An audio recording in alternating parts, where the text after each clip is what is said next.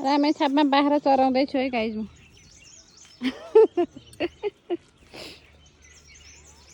तर मैले गफ दिएको होइन, मैले चाहिँ चराएको चाहिँ होइन, बुवा चराउँदै हुनुहुन्छ उहाँ, बाख्रा चराउँदै हुनुहुन्छ बुवा चाहिँ।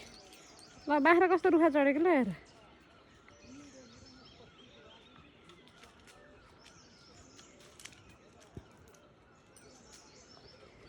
त्यो बाख्रा सबै त्यही बाख्राको हो र होइन नि? तिनटै बाख्रा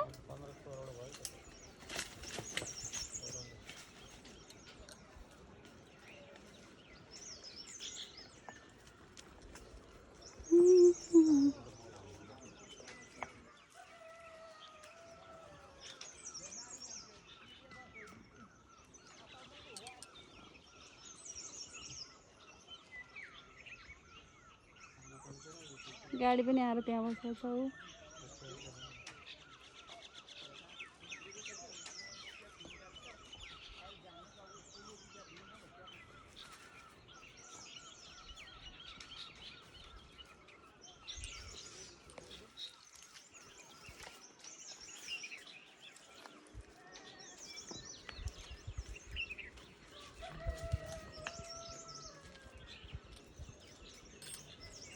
मान्छेको त्यो त मकै रोपे छ र छैन? खाइदेला त मकै फेरि।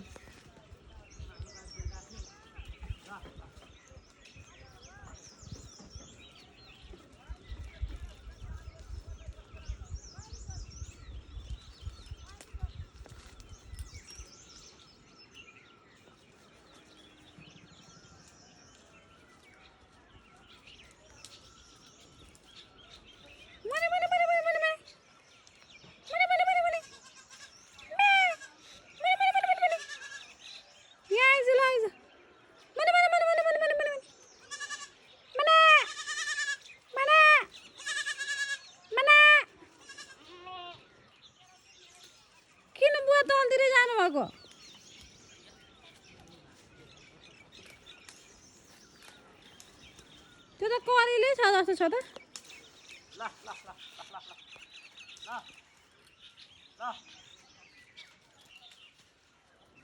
बुवा त्यो त कलीले छ जस्तो छ र नि, मात लाग्ला फेरि।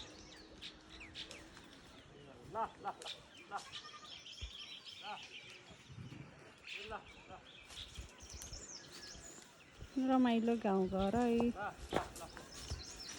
ढुङ्गा लडाइदियो मान्छेलाई लाग्ला नि फेरि। बाख्राले क्या ढुङ्गा लडाइदियो।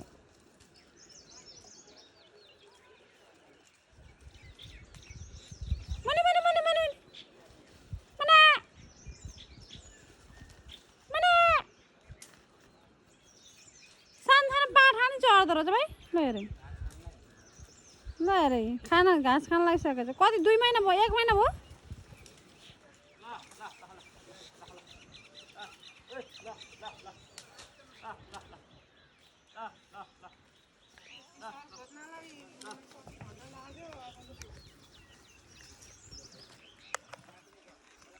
म पनि छु है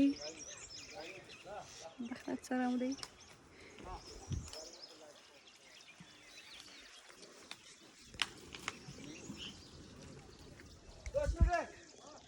गाइज मेरो बुढा चाहिँ गाउँ डुलेर आउँदै हेर्छिन्छ है।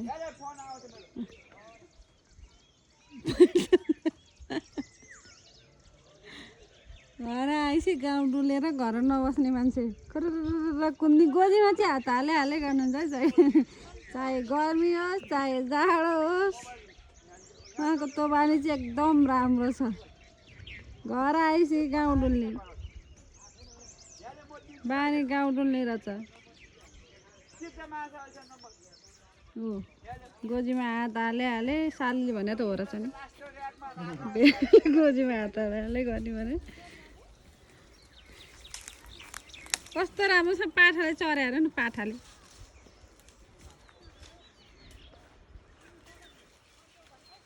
बुवाले फेरि अनि बाख्रा चराएको रे, अनि स्याउला काटेर हाले खाएर। बुवा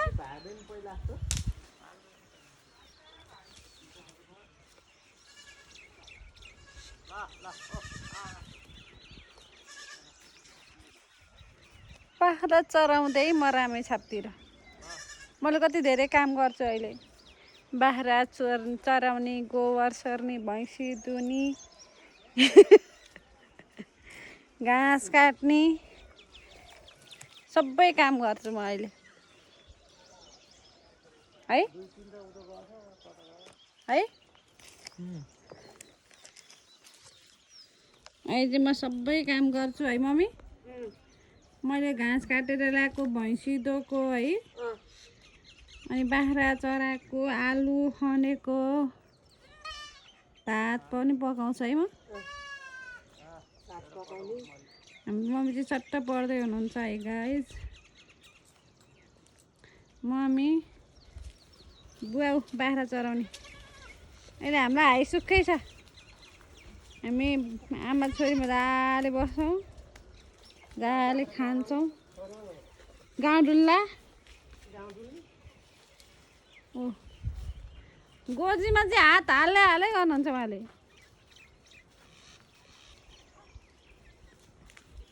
मना